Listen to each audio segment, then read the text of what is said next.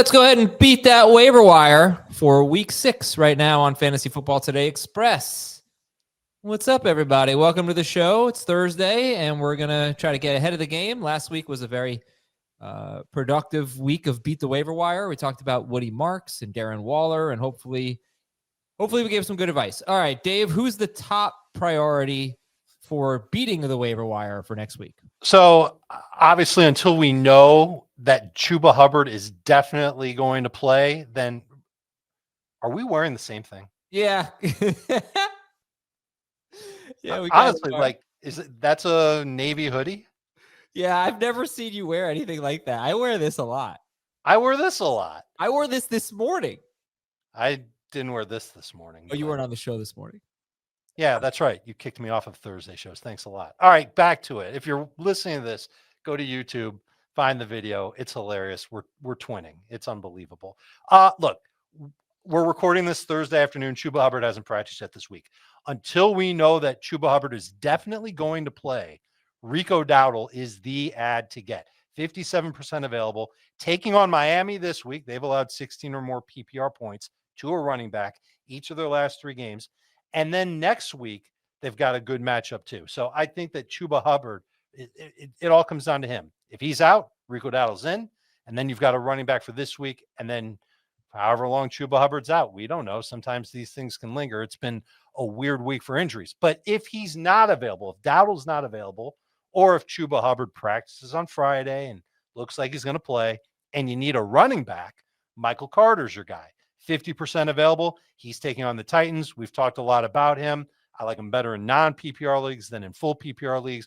Our audience on CBS gravitated heavily toward Emari DeMercado. He's already rostered. This is DeMercado. Yeah, they did. In 86% of leagues.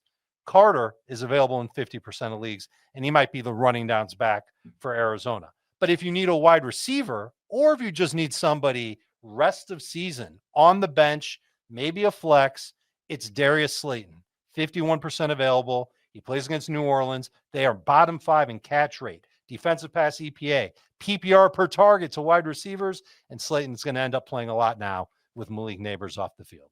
But that's this week's matchup. Next week, they get Philadelphia on a Thursday, which certainly won't be easy. No, but the whole point in Slayton is you've got somebody who could live on the bench at minimum rest of season. So, yes, you can use him this week, but this is a rest of season play when it comes to Slayton. Yeah. In fact, you can use Slayton this week, and then I don't know about the next 3 weeks. It's Philadelphia twice and then Denver. Keep that in mind. But if you're just there aren't that many wide. Is there a wide receiver on the waiver wire? I think there are 2, thinking out loud here. Go ahead. That could lead their team in targets rest of season. 2 that I can think of. One is Slayton. One is Alec Iomanner. Those are the 2. Yeah, I can't think of any other wide receiver that might be available that could, unless Stephon Diggs is available in shallower leagues, that could lead their team in targets rest of season. I don't think I can make the case for Malik Washington. He's available in 67% of leagues. He's a long-term ad. I know I can't make the case for Marvin Mims. I don't think I can make the case for Isaiah Bond either. Maybe that's a little bit closer. He's definitely exciting in Cleveland, but the Browns have a tough matchup this week. And then next week after that, they get the Steelers coming off of a bye. I'm with you. I don't think there's another wide receiver that's on the waiver wire that could be that guy. I've got a whole list of wide receivers that you can go and take a look at. I'll tweet that on Saturday. So look for that on X at Dave Richard. But nobody that's as good as Slayton or Iomanner. Okay. And this is ridiculous, but a guy who's going to eventually be 100% rostered is only 93% rostered, and that's Rashee Rice.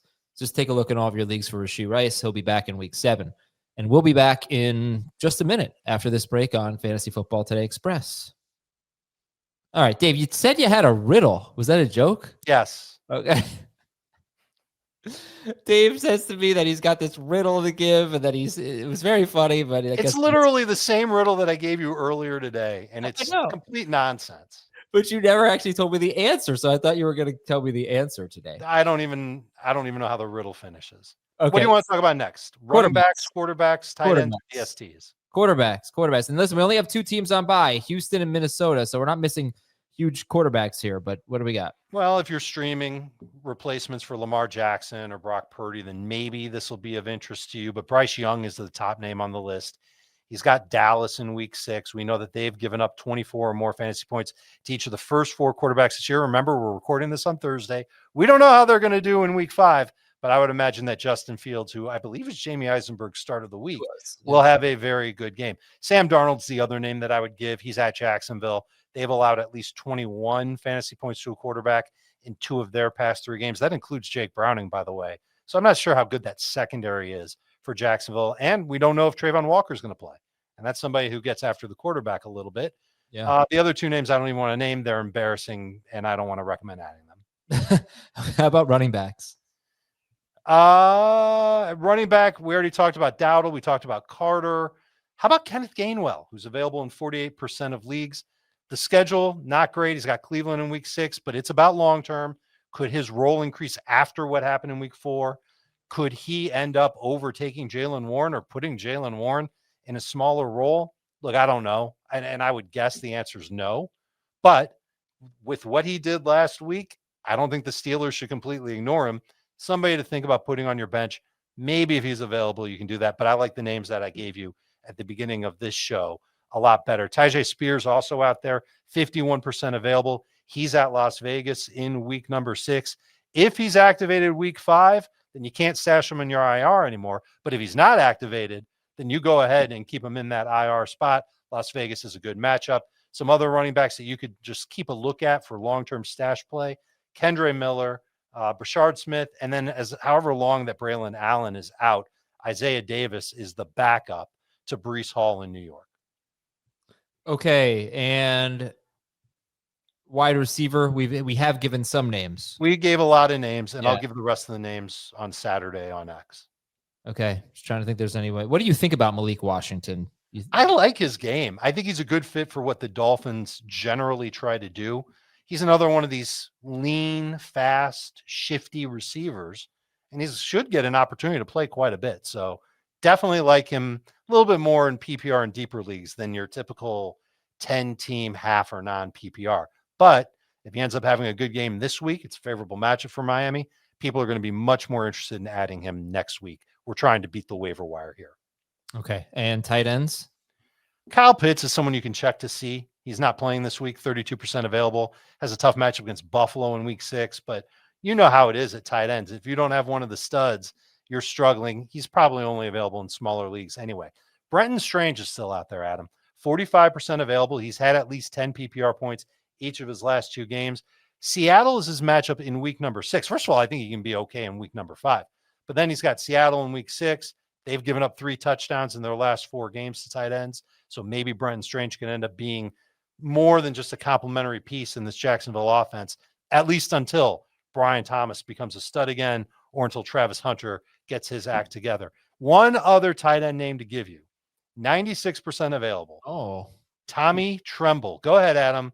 Go ahead and tremble while I tell you that his route rate has been rising every week this season, almost 70% last week.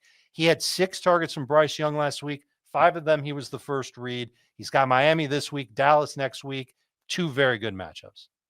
There's one other guy I want to talk about at tight end, and there's a couple more that I'm willing to talk about, but go ahead. It's Colston Loveland. You know, yes. we know his potential, right? So he barely played in week 3, and he got 3 targets right out of the gate, and he had a 31-yard catch. And then last week, I think Cole Kmet had 9 targets, like a very quiet 9-target game for Cole Kmet, 3 catches for 46 yards. So it seems like they said it. Ben Johnson said, I want to get the tight ends more involved. He has done that. And I don't think it's going to be Kmet. I hope, that's the thing. I do think Kmet's going to be part of that. But Loveland, 29% rostered, maybe take a shot. We see it every year. When these rookies come out of the bye, they get more involved in what their offenses are doing. Washington, going into week 5, has allowed the most PPR points per target to tight ends this year. Okay, and that's a good stat. How about DSTs? There aren't many. 2 to check for because they're available between 20-25% of leagues are the Packers and the Steelers. Amazing matchups against Ohio teams in week 6. The Patriots are available in 65% of leagues. They play at New Orleans. Saints give up points to DSTs, and the Patriots DST looks pretty good. And yeah, I mean, unfortunately, Houston and Minnesota are two DSTs that people are that are rostered in just about every league. So we only have two teams on bye. However, those two teams have good DSTs, and you're going to have to replace them next week. I can give you one more. I don't know what their offense is going to look like in week 6, but the 49ers take on the Bucks. I don't know what the Bucks defense is going to look like because they've got all kinds of injuries too.